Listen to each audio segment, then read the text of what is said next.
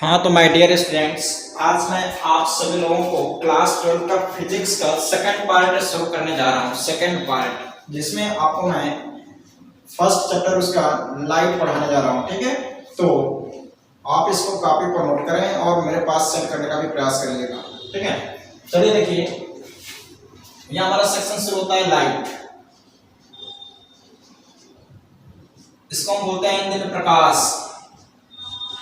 ठीक है, इस चैप्टर में आप सभी लोगों को क्या क्या पढ़ना है मैं सब आपको पहले नोट कराता हूँ। इसमें जितने भी टॉपिक आने वाले हैं मैं सभी टॉपिकों को आपको पहले यहीं पर इंट्रोड्यूस करा देता हूँ, फिर उसके बाद मैं टॉपिक दर टॉपिक आपको पढ़ाऊंगा। ठीक है, तो चलिए देखिए, फर्स्ट आपको पढ़ना है। इसमें आपका पहले चैप्टर का जो नाम होगा, यह हमारा चैप्टर फर्स्ट है।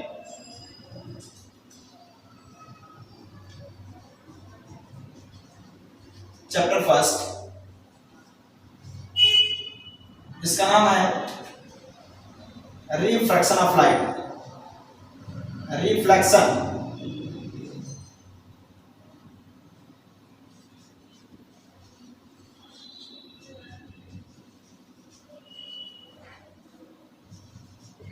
जिसको बोलते हैं प्रकाश का परावर्तन।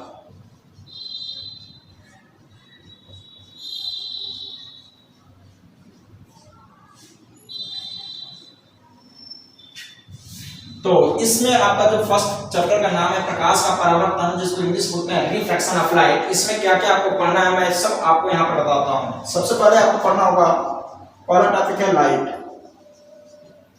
फिर है इसको जिसको हिंदी में बोलते हैं प्रकाश। इसी तरीके से प्रॉपर्टीज ऑफ लाइट।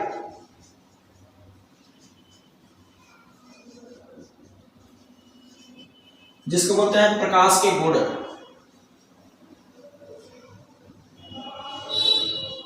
फिर थर्ड टॉपिक आपका है law of refraction of light. Reflection of light, प्रकाश का परावर्तन। प्रकाश का परावर्तन। फिर है law of reflection. Law of reflection, जिसको बोलते हैं परावर्तन के नियम।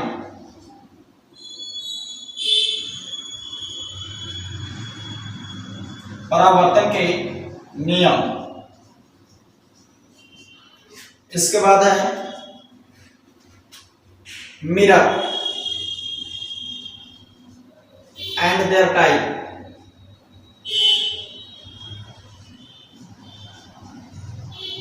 दर्पण एवं उनके प्रकार।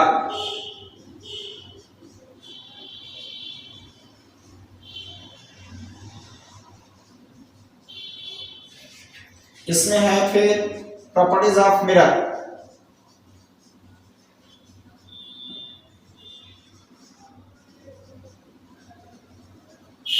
दर्पण के गुण।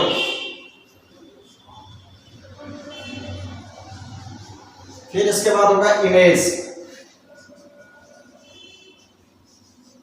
जिसको बोलते हैं प्रतिबिंब। Image and their type.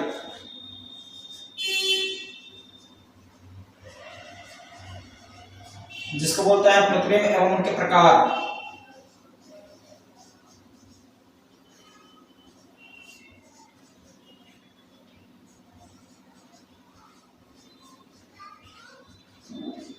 फिर है लॉ ऑफ स्फेरिकल मिरर।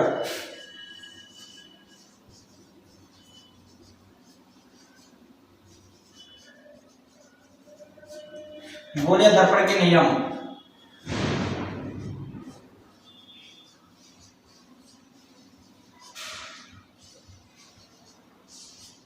इसके बाद होगा इमेज फॉर्मेशन।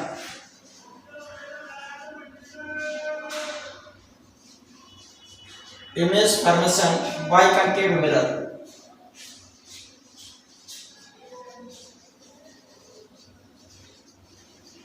जिसको बोलते हैं अवतल दर्पण द्वारा प्रतिबिंब का बनना।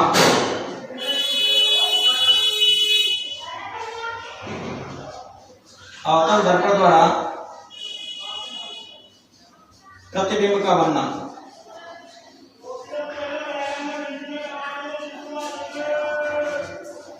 अवतल दर्पण द्वारा प्रतिबिंब का बनना। फिर इसके बाद मैं आपको बताऊंगा image formation by convex mirror.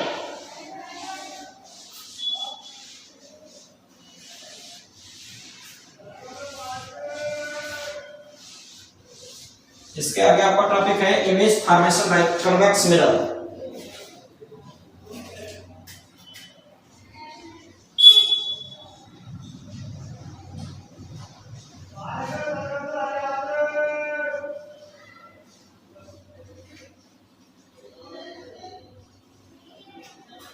जिसको बोलते हैं उत्तल दर्पण द्वारा प्रतिबिंब का बनना।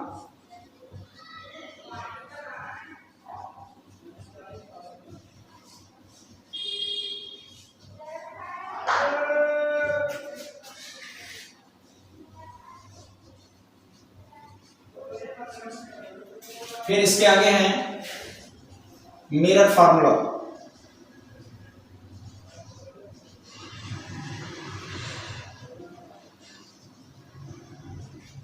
इसमें मैं आपको पहला टॉपिक बताऊंगा दर्पण सूत्र जिसको बोलते हैं।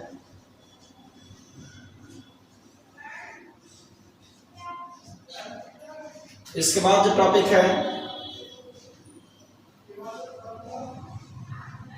मिरर फार्मूले के बाद जो टॉपिक आएगा ये होगा रिलेशन बिटवीन। इसमें हमारा जो दो टॉपिक है रिलेशन बिटवीन एमॉन्ग होगा। Relation among u v n f for concave mirror.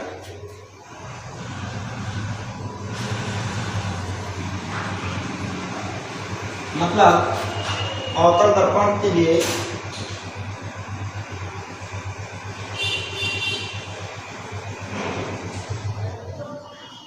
You v n F में संबंध, मतलब वस्तु की दूरी, फोकस वस्तु की दूरी, प्रतिबिंब की दूरी और फोकल लेंथ में संबंध, फोकस की दूरी में संबंध।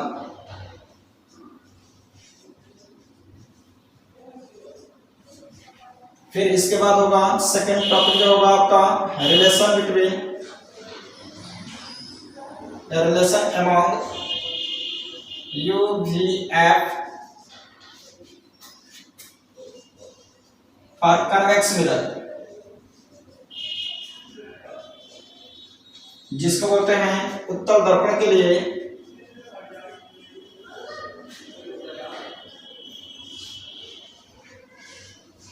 यू वी एन एफ में संबंध।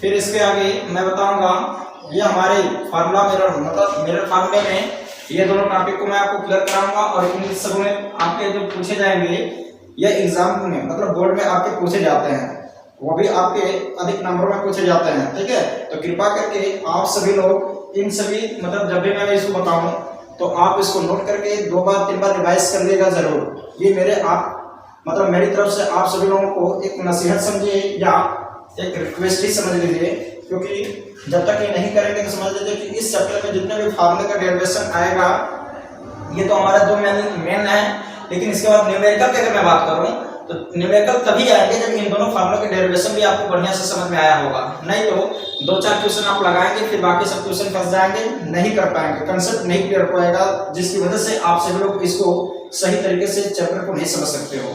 तो इस चैप्टर में ये दोनों जो टॉपिक मैंने लिखा है बहुत ही इंपॉर्टेंट है। वैसे टॉपिक, हर टॉपिक इंपॉर्टेंट होता है अपने आप में, लेकिन इस चैप्टर में यह हमारा न्यूमेरिकल के लिए और फार्मूले के डेरिवेशन इसमें जो है यह बोर्ड में पूछे जाते हैं। तो कृपा करके इन दोनों को बहुत ही केयरफुली के साथ आप समझिएगा जब मैं बताऊंगा तो। फिर इसके आगे है अगला टॉपिक है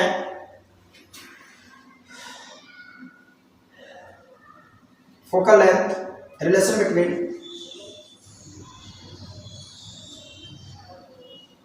focal length and radius of curvature for spherical mirror।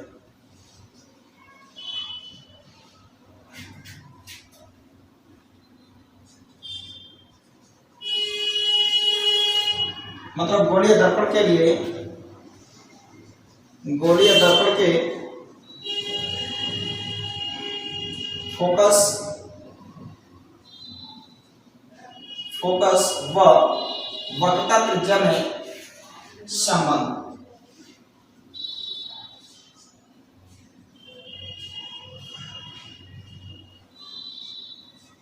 फिर इसके आगे होगा लीनियर मैग्निफिकेशन,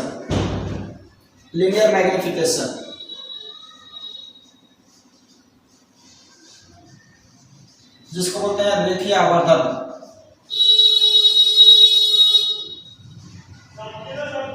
इस चैप्टर में हम लोग इतने टॉपिक को क्लियर कराएंगे, तो इस कारण से हम लोग इतने टॉपिकों को आराम से समझने का प्रयास करेंगे, क्योंकि ये सभी टॉपिक जो है हमारे बोर्ड में इंपॉर्टेंट हैं। जितना ये मैंने सब लिखे हैं, इसके ऊपर मैंने बताया था इमेज फॉर्मेशन, तो इमेज फॉर्मेशन भी आपके आएंगे, ठीक है। तो चलिए देखिए, अब मैं शुरू करता हूँ फर्स्ट टॉपिक से लेकर के। इस चैप्टर का पहला टॉपिक मैंने लिखा था लाइट। तो लाइट तो वैसे लगभग सभी लोग जानते हैं होता क्या है। प्रकाश क्या है? प्रकाश एक प्रकार की ऊर्जा है जो हमारी आंखों को संवेदना प्राप्त कराती है, जिससे हमें कोई भी वस्तु दिखाई पड़ती है। हमने क्या बोला, आप लोग एक बार फिर से समझेगा। प्रकाश एक प्रकार की ऊर्जा है जो हमारी आंखों को संवेदना प्राप्त कराती है, जिससे हमें कोई भी वस्तु दिखाई पड़ती है। मतलब light is a energy which help us to see anything और एनी ऑब्जेक्ट, ठीक है। Light is a energy which can help us या which is help us to see any object, ठीक है। तो चलिए मैं शुरू करता हूं। आपका पहला टॉपिक जो है प्रकाश। मैंने बोला था प्रकाश जिसको कहते हैं लाइट। तो लाइट एक प्रकार की एनर्जी है। लाइट क्या है? एक प्रकार की एनर्जी है जिसकी सहायता से हम लोग देखते हैं। अगर लाइट नहीं होगी तो हम लोग की आंखें रह करके भी कोई फायदा नहीं, क्योंकि हम लोग इसके मतलब लाइट के बिना किसी भी ऑब्जेक्ट को नहीं देख सकते हैं। अच्छा, यहाँ पर एक प्रश्न उठता है कि सर किसी ऑब्जेक्ट पर लाइट पड़ती है तभी हम उस वस्तु को कैसे देखते हैं? तो इसके पीछे रीजन है। अभी हम जो चैप्टर पढ़ा रहे हैं प्रकाश का परावर्तन, तो प्रकाश के परावर्तन के कारण हमें कोई भी वस्तु क्या करती है? दिखाई पड़ती है। तो अगर हम किसी ऑब्जेक्ट के ऊपर टॉर्च को जलाएं या लाइट उसके ऊपर डालते हैं, तो जब वो क्या करता है, उसके उस ऑब्जेक्ट के ऊपर जब लाइट पड़ती है तो वह उस लाइट को क्या करती है? रिफ्लेक्ट करती है, मतलब परावर्तित करती है, जिसकी वजह से वो हमारे परावर्तित किरणें, मतलब वो परावर्तित किरणें जब हम लोग के आंखों में प्रवेश करती है तो उस ऑब्जेक्ट का इमेज हम लोगों के आंखों में बन जाता है। वो भी कहां पर बनता है? रेटिना पर बनता है। कैसा बनेगा? अपोजिट बनता है और रियल बनता है, ठीक है। तो फिर लोग हम वो जो रियल और अपोजिट जो मैंने बात कहा, तो रेटिना पर रियल और अपोजिट बनता है। तो इसका मतलब क्या हो गया कि हम लोग की आंखों में जो इमेज बनता है वह रियल बनता है, अपोजिट बनता है, ठीक है। रियल की बात करें मतलब वास्तविक और उल्टा बनता है। तो रियल का मतलब होगा कि ऐसे इमेज, जब मैं इमेज बताऊंगा ऐसे इमेज जिसे हम स्क्रीन पर फाइंड कर सकते हैं, उसे हम रियल इमेज या वास्तविक प्रतिबिंब कहते हैं, ठीक है।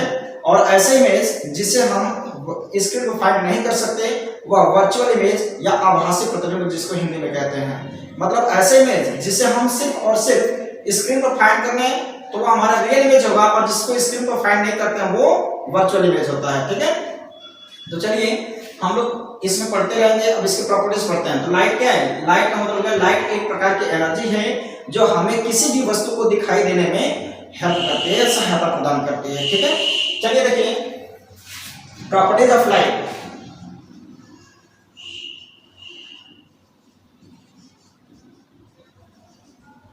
प्रकाश के गुण।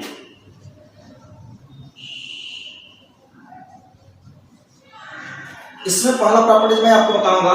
प्रकाश जो होता है एक सीधी रेखा में चलता है, मतलब light travel in a straight line. Light travel in a straight line. प्रकाश एक सीधी रेखा में चलता है। इसका मैं आपको अगर जीता जागता अगर एग्जांपल दूं तो बहुत ही बेटर होगा, बहुत बढ़िया समझेंगे आप। जैसे मान लीजिए गर्मी का मौसम होता है, जैसे इस समय है। अगर हम लोग कहीं भी बाहर जाते हैं तो छाता है, अम्ब्रेला को क्या करते हैं, जिधर से सूर्य का रुख होता है उधर हम छाते के रुख को कर देते हैं। मतलब जिधर सूर्य होता है उसकी तरफ छाते का रुख कर दिया जाता है। तो जितना भी सूर्य से प्रकाश की किरणें आने वाली होती हैं, मतलब जितने भी रे ऑफ लाइट उससे सन से इमिट होकर के हम लोग के ऊपर पड़ने वाली होती हैं, वह उस छाते के ऊपरी सरफेस से पड़ करके उधर की तरफ चली जाती है, मतलब रुक जाती है, उसके ऊपर रुक जाएंगी, तो हम लोग को वह नहीं लगता है। अगर वही रे ऑफ लाइट अगर स्ट्रेट लाइन में ना आती है तो ऐसे घूम करके भी, जैसे मान लीजिए ऊपर छाता लगा है तो वह छाते के किनारे से भी घूम करके आकर के हम लोगों को लग सकता है। तो ये हमारा क्या हो गया, एक एग्जांपल हुआ। दूसरा एग्जांपल, आप जब सुबह चाहे कभी भी अगर आपके घर के अंदर कभी किसी रोशनदान से या किसी स्लिट से, मतलब स्लिट से जिसको दरार बोलते हैं, जब स्लिट से अगर प्रकाश की किरणें आते होंगे तो आप देखते होंगे बहुत ही एकदम स्ट्रेट लाइन में आती हैं। या आप ऐसे भी देख सकते हैं जैसे लेजर लाइट लिए होंगे तो जिस पॉइंट पर आप लेजर लाइट को जलाते हैं एकदम उसी पॉइंट पर जाकर के उसकी लाइट पड़ती है। अगर वह टेढ़ी मेढ़ी चलती, अगर जिगजैग लाइंस में अगर चलती अगर रे ऑफ लाइट, तो हमारा उस पॉइंट पर नहीं पड़ता, किसी और भी पॉइंट पर पड़ सकता था, लेकिन ऐसा नहीं होता है। तो इससे हमें क्या सीख मिल रहा है कि light travel in a straight line. या अगर हम इसका एक एक्सपेरिमेंटली रूप से बताएं, आप चाहें तो घर पर भी एक्सपेरिमेंट कर सकते हैं। सबसे पहले क्या करेंगे, 5 या 7 हार्ड कार्ड बोर्ड ले लीजिए या तख्ती ले लीजिए, जिसको तख्ता आप सभी बोलते हो। तो उसमें चारों तरफ 6, मतलब चारों तरफ तो हमारा प्लेन रहेगा, लेकिन उसके बीच में आप फोल्ड कर दीजिए, सभी के सेम साइज में आप फोल्ड कर दीजिए सभी तख्ते के अंदर। और इधर कहीं लाइट जलाइए, मतलब लाइट मतलब होगा कि आप कैंडल ले लीजिए और कैंडल को जला करके उसके सीध में रखिए, एकदम सभी को एक सीध में रखेंगे तो आपकी जो लाइट होगी वह आपका उसी दीवार पर या किसी स्क्रीन पर जाकर के फाइंड हो जाएगी। अगर उसमें से किसी एक को टेढ़ा कर देंगे तो वह उधर की तरफ नहीं जाएगा, उसी जहां पर छाया मिलेगी, जहां पर स्क्रीन होगा वहीं पर वह ऑब्जेक्ट का, मतलब यहाँ पर कैंडल जलाए हैं तो उसके बीच वाले पर ही कहीं ना कहीं रुक जाएगा, जहां पर उसको अगर हम क्या करते हैं, इसमें से 5 जैसे मान लीजिए मैंने कार्ड लगाया, उसमें से किसी एक को तिरछा कर दिया, टेढ़ा कर दिया, तो उसी वाले पर जाकर के जो रे ऑफ लाइट होगी रुक जाएगी, उसके आगे नहीं जाएगी। तो इससे हमें पता चलता है कि जो भी आपका इस मतलब रे ऑफ लाइट होती हैं वह आपका एक स्ट्रेट लाइन में ही ट्रेवल करते हैं, ठीक है। मतलब प्रकाश की किरणें एक सीधी रेखा में ही क्या करती हैं, विचरण करते हैं या चलती हैं, जिसको हम इंग्लिश में कह सकते हैं ray of light travel in a straight line या light travel in a straight line, ठीक है। आगे तो हमारा पहला प्रॉपर्टी हो गया कि स्पीड ऑफ मतलब रे ऑफ लाइट होते हैं क्या करते हैं, स्ट्रेट लाइन में चलते हैं,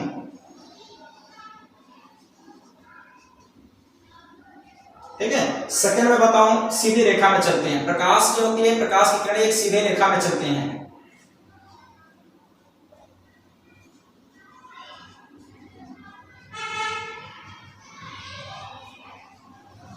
सेकंड है जो विजिबल लाइट की जो वेवलेंथ होती है, विजिबल लाइट की वेवलेंथ की अगर मैं बात करूं, अर्थात दृश्य प्रकाश की जो तरंगदैर्घ्य की अगर मैं बात करूं, तो हम लोग कितने से कितने तरंगदैर्घ्य के प्रकाश की किरणों को देख सकते हैं।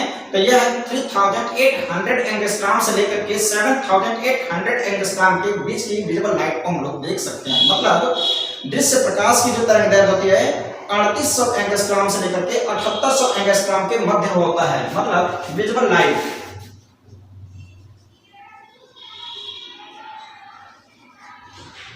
वेवलेंथ ऑफ विजिबल लाइट,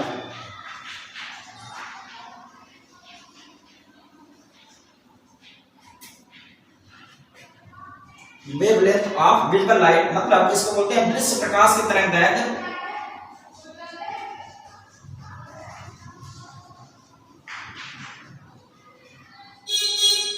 दृश्य प्रकाश की तरंगदैर्घ्य जो होती है ये होता है 3800 एंगस्ट्रॉम से लेकर के 7800 एंगस्ट्रॉम के बीच होती है। मतलब 3800 एंगस्ट्रॉम से लेकर के 7800 एंगस्ट्रॉम के बीच में अब क्या होता है, विजिबल लाइट का वेवलेंथ होता है। तीसरा प्रॉपर्टी अगर बताएं, स्पीड ऑफ लाइट जो होती है, speed of light in vacuum और एयर। देखिए वैक्यूम में जो होता है स्पीड ऑफ लाइट ये होता है approximately speed of light in air और वैक्यूम 3 × 10⁸ मीटर पर सेकेंड होता है, 3 × 10⁸ मीटर पर सेकेंड होता है। मतलब प्रकाश की जो किरण होती है या जो प्रकाश की चाल होती है निर्वात अथवा वायु में लगभग 3 × 10⁸ मीटर प्रति सेकेंड होता है। मतलब अगर हम कहें वैक्यूम में जो होता है, देखिए वैक्यूम में हमारा 3 × 10⁸ मीटर पर सेकेंड पर होता है, लेकिन एयर में जो होता है 2.9987 × 10⁸ मीटर पर सेकेंड होता है, ठीक है। यह हमारा एयर में होता है और यह हमारा वैक्यूम में होता है। तो इसका मतलब क्या हो गया, ये भी हमारा अप्रोक्सीमेटली जो वैक्यूम है ये हमारा यही होता है, लगभग इसी के इक्वल हो गया नहीं। जो वैक्यूम देखिए एयर में 2.9987 × 10⁸ मीटर पर सेकेंड है किसका स्पीड ऑफ लाइट एयर में, बट हम अगर वैक्यूम की बात करें तो 3 × 10⁸ मीटर पर सेकेंड है। तो ये दोनों आपस में लगभग क्या है, अप्रोक्सीमेटली इक्वल है। इसलिए हम लोग क्या कर देते हैं कि एयर और वैक्यूम में जो हम स्पीड ऑफ लाइट सपोज करते हैं वो कितना है, 3 × 10⁸ मीटर पर सेकेंड है। ठीक है, अब इसमें और मैं बताना चाहूंगा कि speed of light depends on medium.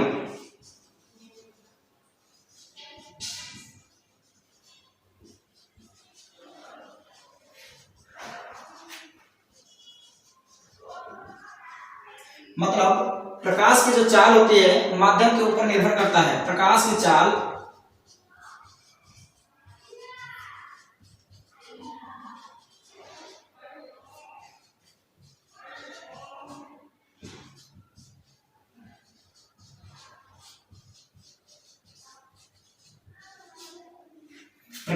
माध्यम के ऊपर निर्भर करती है। ठीक है, मतलब अगर हम बात करें कि speed of light in water कितना होगा, speed of light in air कितना होगा, speed of light in glass कितना होगा, तो सब में ये आपका क्या होता है, अलग अलग होता है। किसी में 2.5 × 10⁸ मीटर पर सेकेंड होता है, किसी मीडियम में मतलब ग्लास में तो 2.25 × 10⁸ मीटर पर सेकेंड होता है, वाटर में इसी तरीके से एयर और वैक्यूम में 3 × 10⁸ मीटर पर सेकेंड होता है। तो इस तरीके से हम क्या देख रहे हैं कि स्पीड ऑफ लाइट जो है मीडियम के ऊपर डिपेंड कर रहा है। मतलब अगर मीडियम जितना ही डेंसर होता है तो उसमें स्पीड ऑफ लाइट उतना ही क्या होगा, लोअर होता है, मतलब कम होता है, स्लो होगा। अगर जितना ही मीडियम रेयर है, रेयर की अगर मैं बात करूं तो रेयर का मतलब विरल, हिंदी में बोलते हैं विरल, तो विरल माध्यम में प्रकाश की चाल होती है अधिकतम होती है, मतलब मैक्सिमम होती है, और डेंसर में मिनिमम होती है। ठीक है, जब प्रकाश की चाल सघन माध्यम में अगर हम बात करेंगे, प्रकाश की चाल सघन माध्यम में कम होती है तथा क्या बोलते हैं उसको, विरल माध्यम में प्रकाश की चाल अधिकतम होती है। ठीक है, मतलब speed of light in rare medium is higher in the compare of denser medium. ठीक है, तो आगे हम बात कर लेते हैं।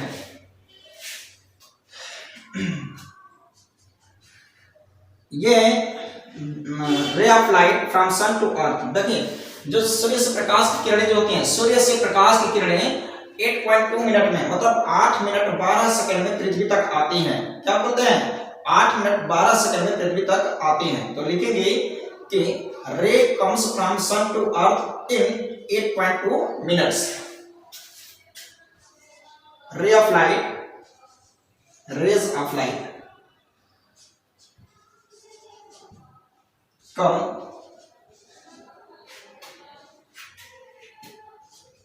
from sun to earth in 8.2 minutes, 8.2 minutes, या इसी को लिख सकते हैं 492 सेकेंड। मतलब सूर्य से प्रकाश की किरणें, सूर्य से प्रकाश की किरणें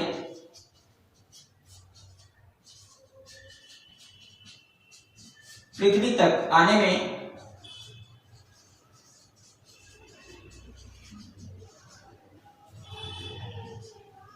पृथ्वी तक आने में 492 सेकेंड का टाइम लेती हैं।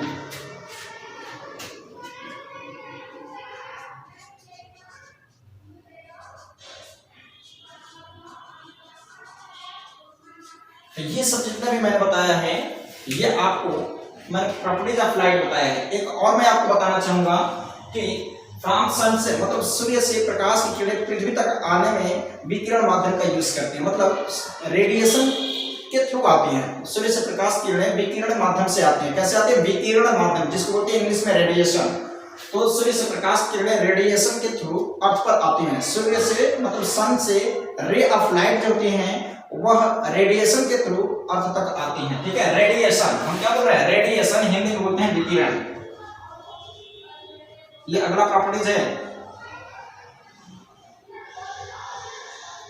रेडिएशन हिंदी में बोलते हैं विकिरण। ठीक है, विकिरण के माध्यम से पृथ्वी तक आते हैं। तो ये हो गया हमारा प्रॉपर्टीज ऑफ लाइट। अब मैं बताऊंगा रिफ्लेक्शन ऑफ लाइट।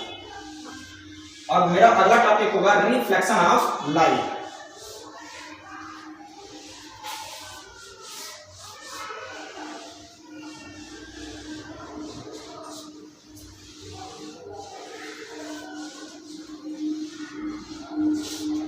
अब मेरा टॉपिक है रिफ्लेक्शन ऑफ लाइट।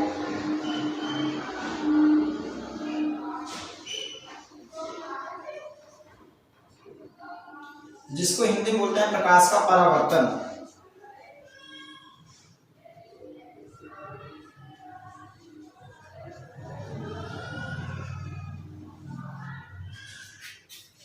तो जो रिफ्लेक्शन ऑफ लाइट होता है, ये क्या होता है? जब कोई स्मूथ सरफेस पर, चिकने या चमकदार पृष्ठ पर, देखिए पहले हिंदी में समझ लीजिए, जब कोई प्रकाश की किरण किसी चिकने या चमकदार पृष्ठ पर पड़ती है, जब कोई प्रकाश की किरण किसी चिकने या चमकदार पृष्ठ पर पड़ती है तो वह उसी से टकराकर उसी माध्यम में वापस लौट जाती है। ठीक, मतलब जिस माध्यम से आई होती है, अगर रेयर मीडियम से है तो रेयर मीडियम में वापस लौट जाएगी, अगर डेंसर मीडियम से है तो डेंसर मीडियम में वापस लौट जाएगी। मतलब कहने का ये हो गया कि अगर कोई प्रकाश की किरण सघन माध्यम से आ रही है तो सघन माध्यम में ही वापस चली जाएगी, या अगर विरल माध्यम से आ रही है तो विरल माध्यम में ही वापस लौट जाएगी। ठीक है, तो प्रकाश की इस घटना या परिघटना को प्रकाश का परावर्तन कहते हैं। फिर से अगर बोले, जब कोई प्रकाश की किरण किसी चिकने या चमकदार पृष्ठ, किसी चिकने या चमकदार पृष्ठ पर पड़ता है तो वह उस माध्यम से टकराकर उसी माध्यम में वापस लौट जाती है। तो इस प्रकार प्रकाश की इस घटना या परिघटना को ही क्या कहते हैं? हम प्रकाश का परावर्तन कहते हैं। मतलब सूर्य के प्रकाश या कोई भी प्रकाश जो सोर्स ऑफ लाइट है, मतलब जो प्रकाश स्रोत है, ठीक है, जो प्रकाश स्रोत से जितने भी प्रकाश की किरणें किसी चिकने या चमकदार पृष्ठ, जब भी हम चिकने या चमकदार पृष्ठ पढ़ेंगे तो एक तरीके से आप दर्पण समझ लीजिएगा। देखिएगा, ग्लास और दर्पण में थोड़ा सा मैं आपको अंतर बताता हूं।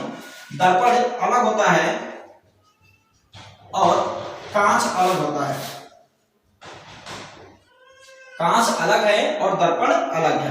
कांच को हम ऐसे रिप्रेजेंट करेंगे, इसके नीचे हम ऐसे पेंटेड पार्ट है, ये क्या है? पेंटेड किया हुआ पार्ट है। मतलब यह हमारा ऊपर जो होगा स्मूथ सरफेस होगा, इसको बोलते हैं स्मूथ सरफेस, मतलब चमकदार पृष्ठ या समतल।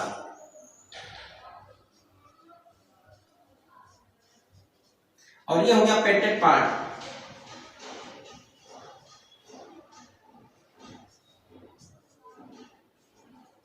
अब यहां पर एक क्वेश्चन उठाया जा सकता है कि सर यह जो पेंट होता है किस चीज का होता है? तो यह भी मैं आपको बता दूं कि यह आपका एक ग्लास है, ट्रांसपेरेंट होता है। देखिए, जो मिरर होता है वह शुरू में जब ग्लास होता है तो वह एक तरीके से ट्रांसपेरेंट है। मिरर कैसे बनता है? ग्लास से ही बनता है। मिरर कैसे बनता है? ग्लास से बनता है। होता क्या है उसमें कि सबसे पहले सपोज कर लेते हैं कि जैसे मान लीजिए यही हमारा क्या है? ग्लास है, इसके आर पार हम देख सकते हैं। ठीक है, ठीक है, मान लीजिए ये क्या है? ग्लास है, तो ग्लास का मतलब हो गया ट्रांसपेरेंट, और मिरर का मतलब हो गया सिर्फ ऑपक्यू, मतलब उसके एक पार्ट पर देखा जाएगा, अलग पार्ट में नहीं देखा जा सकता, मतलब एक आर पार नहीं देखा जा सकता। ठीक है, ट्रांसपेरेंट का मतलब है जिसके आर पार देखा जा सकता है। जितने भी ग्लास होते हैं उनके हम आर पार देख सकते हैं, लेकिन जितने मिरर होते हैं उनके आर पार नहीं देखा जा सकता, सिर्फ और सिर्फ उसके किसी एक पार्ट की तरफ ही हम लोग देख सकते हैं। ठीक है, तो चलिए देखिए, अगर हम मिरर की बात करते हैं तो सबसे पहले ग्लास लिया जाता है, ग्लास के पीछे सिल्वर की कोटिंग, क्या बोल रहे हैं? सिल्वर की कोटिंग करके, मतलब सिल्वर की एक बहुत बारीक पन्नी चढ़ा करके, आप लोगों ने देखा होगा जो मिठाइयों पर जैसे रसगुल्ले हुए या आपके बर्फियां हैं, तो उसमें क्या होता है? उसके पीछे सिल्वर की फाइल उसके ऊपर बिछा दी जाती है, जिससे देखने से उसका लुक बढ़ जाता है ना, और वो कॉस्टली भी हो जाते हैं। इसी तरीके से जब हम ग्लास को लेते हैं, ग्लास के पीछे सबसे पहले सिल्वर की कोटिंग चढ़ा देंगे। सिल्वर की कोटिंग क्यों की जाती है? क्योंकि सिल्वर जो होता है आपका एक चमकीला पदार्थ है, मतलब चमकीला धातु है, जिसको हम बोलते हैं, यह आपका ब्राइटनेस वाला एक आपका ऑब्जेक्ट हो गया। इसी कारण से क्या बोल रहे हैं? इसी कारण से सिल्वर को हम क्या करते हैं? सिल्वर की बहुत बारीक फाइल को उस ग्लास के पीछे लगा दिया जाता है। फिर उसके बाद रेड लेड ऑक्साइड, क्या बोल रहे हैं? Red lead oxide, Pb3O4, red lead oxide, इसी को बोलते हैं रेड लेड ऑक्साइड। मतलब रेड लेड ऑक्साइड का पेंट कर दिया जाता है। ये आपका रेड भी आता है, ब्लू भी आता है और ग्रे कलर में भी आता है, 3 कलरों में आता है ये रेड लेड ऑक्साइड, चाहे ब्लू लेड ऑक्साइड या ग्रे लेड ऑक्साइड का उसके पीछे पेंट कर दिया जाता है। तो इस तरीके से अब ट्रांसपेरेंट ना हो करके अपॉक्यू हो जाता है, मतलब अपारदर्शी हो जाता है।